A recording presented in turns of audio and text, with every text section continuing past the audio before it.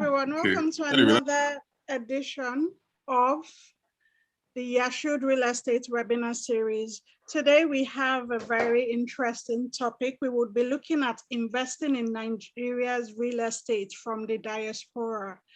There's an exodus of people going to Canada and all of that, and some of them still have roots in the country, and some of them are still very much invested emotionally and even via real estates and other projects that they have going on. So we would just like this to be a practical session where people from the diaspora can have an idea how to sort out their investments while they are abroad, and the pros and cons, and how to secure their investments. With us today are two experts that would be sharing their wealth of knowledge. We have Ridwan Sanusi, who is the CEO and founder of SmartHalal Investor Club. It's a Muslim investor community that he has built, and it's a thriving one at that. We also have Nnamdi Awa-Kalu, who is the partner and head of the Lagos office of Awa-Kalu SAN and Partners. Thank you for joining us. Thank you for having me. Thank you for having us, or for having me. I'll speak for myself. I'm sure Ridwan will speak for himself. Right, okay. Thank you. Perfect. So I'm going to throw the floor to Nnamdi. Nnamdi, when we're talking about investing in real estate in Nigeria from the diaspora, what are the initial things that we need to consider? So you can just delve into the meat of the matter right away. Over to you. All right, so what I will first of all start by saying is that I'm not a real estate expert. I'm a lawyer. I've been practicing and I've been around the real estate space in the course of my practice. So I don't want to claim to be an expert on real estate in itself, but I do think I can try to shed some light on what it's like playing in that space. So that's just a start off. And when you speak about investing in the Nigerian real estate market from the diaspora, the first thing that comes to my mind, and I don't want to say this too lightly, is when people, they jackpot. And I can only imagine that we only have anecdotal evidence of this movement, this exodus, as you called it. I don't think anybody's actually sat down to do a graph or provide us with some metrics about how many people are actually leaving, why they're leaving, what the class disparities are in the movement from Nigeria abroad. So I mean, like, is it more people from the upper classes? Is it more middle classes? Is it more lower classes? That distribution. And also just considering those people who have been abroad anyway this whole time, and what their view of the real estate market would be in that light. So that's the first thing I'm thinking about, which is basically who is the diaspora, how many people are abroad, and what kind of appetite is there based on that demand outlook. Second thing I'm thinking about when I think about investing in real estate from the diaspora is the current state of things, right? So there was a pandemic that rocked the world for all of, or most of last year, and it caused a number of things to happen. First of all, it accelerated, I believe, based again on anecdotal evidence. I don't have any actual concrete stats, but it accelerated movement of people away from Nigeria. More people were leaving to relocate to perhaps more comfortable climes, if you like. And then that was the first thing. Second of all, there was, of course, the stay-at-home orders and the lockdown, which I think largely affected people in the business end of the real estate, and lots of shops and business spaces were left without tenants, or perhaps with owners who were looking to invest elsewhere and thus move on their properties.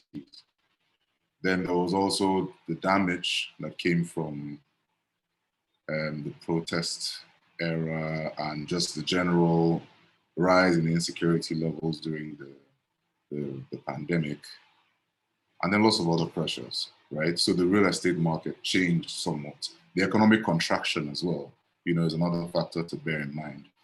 From data that I noted, I think from the IMF, I can't be very clear now. I think the outlook for economic contraction in Nigeria as of last year was about 5.4% year on year. And that obviously affected how much is readily available in the market and the kind of activity in investment in general in the country. Of course, there was the rise in the exchange rate, naira to dollar, and other foreign currencies rather, which would have affected prices in general in Nigeria. And depending on who you are, would have changed your appetite for taking risks in the investment market, whatever market you were trying to invest in. So as somebody in the diaspora now, right, when you're looking at all these pressures and making your analysis, you want to be open-minded, right? Ordinarily in Nigeria, I think most people are looking to buy up from abroad luxury residences or maybe to invest in some of the bigger cities. But I think looking at the way things went last year, it might be time to perhaps be a little bit more broad-minded about where you want to send your capital. I read commentary, or I think it was a document by Northcourt.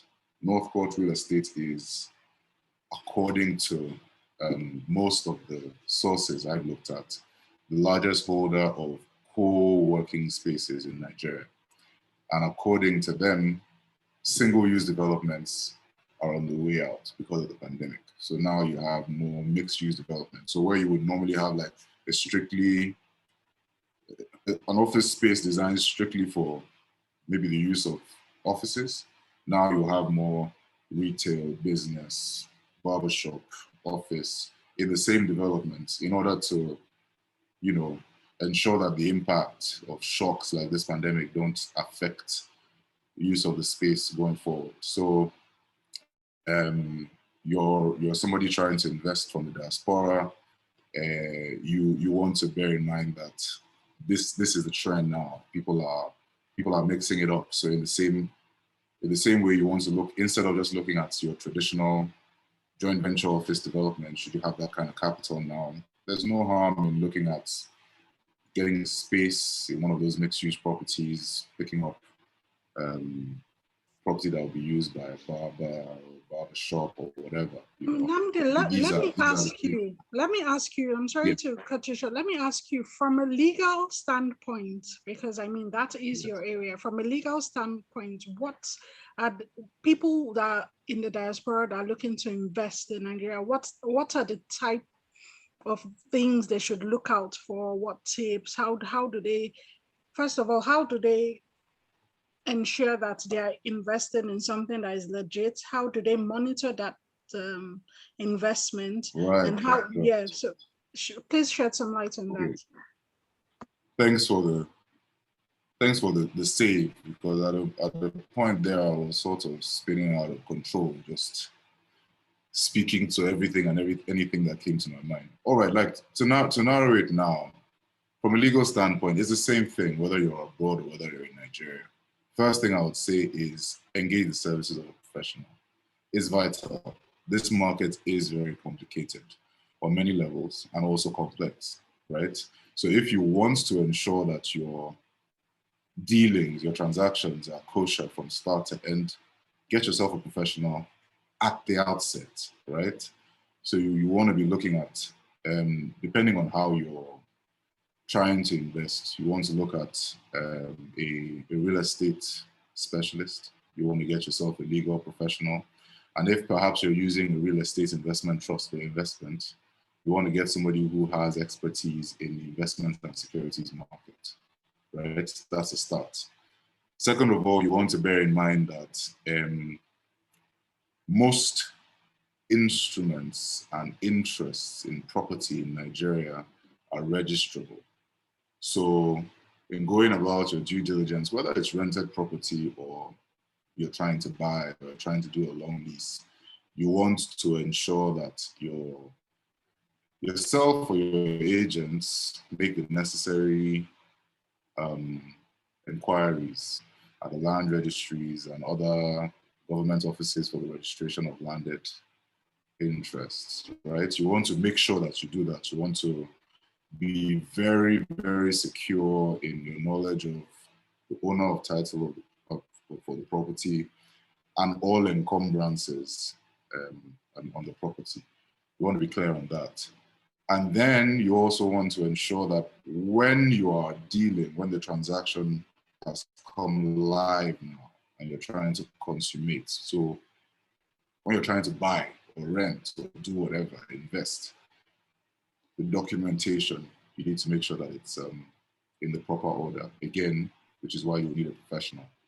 When you say encumbrances, can you give us some example?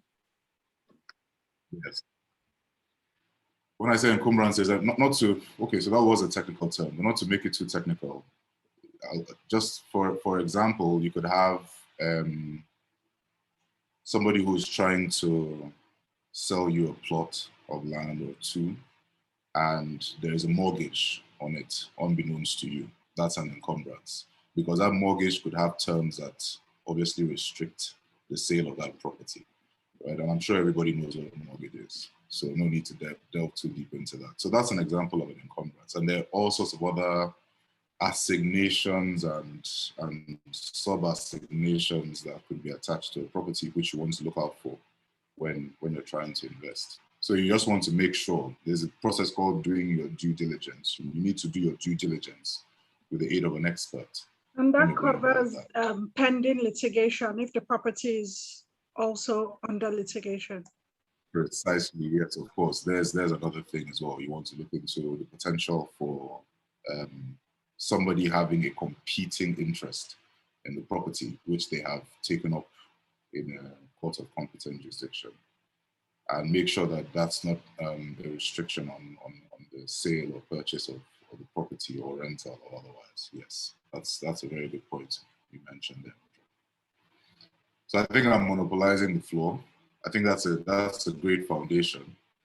Absolutely, right? Absolutely. Thank you so much. We're going to pass the floor on to Ridwan, and Ridwan has just been nodding and he has been listening with rapt attention, but I cannot wait to hear your perspective on this topic. So please take it away.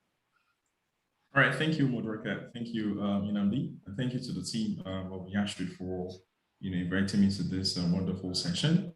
So I guess Nnamdi has opened the floor for a very nice conversation for us to have. And I think it's a conversation really, it's not a masterclass or a workshop. So I like the way Nnamdi started by talking about, the COVID-19 pandemic and, give a reasons why Nigerians in the diaspora may not necessarily be interested in buying properties, real estate in Nigeria. So I'd like to, take it from there. Yes, whilst, there are so many economic, issues to consider before you can put your funds in an economy, especially in an economy that is volatile, an economy that is not stable, right? But you also need to take into consideration some other factors, right? For example, population, right? I mean, Nigeria is still, the largest economy in Africa in terms of its gross domestic product, right? And we've got quite a number of people still living in the country, even in the midst of this economic crisis and the way people are leaving the country to Canada, to the UK, to the US, to Dubai, even to Ghana recently, right? There are still more opportunities in the real estate space within the country, because we still got quite a number of people living in the country and they need accommodation. And then, of course, you would also agree with me without providing hard facts that we've got huge housing deficits in the country, especially in Lagos, right? I was reading a recent report by the CBN that we've got about 17 million housing deficits in Nigeria. right? And so for an investor looking for opportunities within, a space, you would want to consider, that as a key indicator to make your, investment decision. And there are quite a number of, real estate companies that are springing up on a daily, like Yahshud and others, providing affordable housing to, the citizens in Lagos and other parts of the country, but it's still not enough, right? So the real estate industry in Nigeria as a whole needs a whole lot of capital, and this capital, should also come from outside, the country. Now, I guess one of the, fears that someone living in, in the diaspora might have about investing in real estate property in Nigeria. I'm not going to go into the legal, issues. I think Nnamdi has touched on that. And if there is any question we have about, the legal considerations, Nnamdi would definitely do justice to that. So I want to talk about the investment angle itself, right? So if I want to make an investment decision, I'm looking at, how stable the economy is, how stable the currency is, what's the payback period, how long will it take for me to, get my capital and my returns. Now, in terms of how stable the economy is, yeah, we know, right, without, mincing words that at the moment the economy is not as stable as it ought to be, right? But how stable the currency is, that is also very volatile at the moment. But what about the opportunities? Right, a quite number of opportunities to tap into in the real estate industry, as I've mentioned earlier. Now, for a Nigerian living in diaspora, right? If you want to invest in real estate, you also want to consider the fact that your return on investment, right? For example, should be able to pay you better than other investment opportunities in the economy, right? So, for example, if you are looking at mutual funds, right, treasury bills and other investment products in the country at the moment, they aren't encouraging, all right? They aren't encouraging. So, which of course, calls for a little bit of consideration towards real estate, right? Not only that it is stable, right? It also helps to protect your wealth over time. Right. I mean, I know of some people who invested in properties about 2-3 years ago in this Lagos, and of course, within just about 2-3 years, the property price has skyrocketed by over 100%. I mean, that can happen in Lagos State. I think for most people, they do not engage the services of professionals. That's why they make bad decisions when it comes to real estate. I've made, very stupid decisions when it comes to real estate myself. I remember when I was working, my first salary, I used it to buy, property. 5 years, 5 years down the line, I didn't make a single penny on that property. I had to sell it off, right? Because I didn't engage the services of a professional. So I believe strongly that there are quite number of opportunities in the real estate space within the country because of these reasons that I've highlighted. Thank you.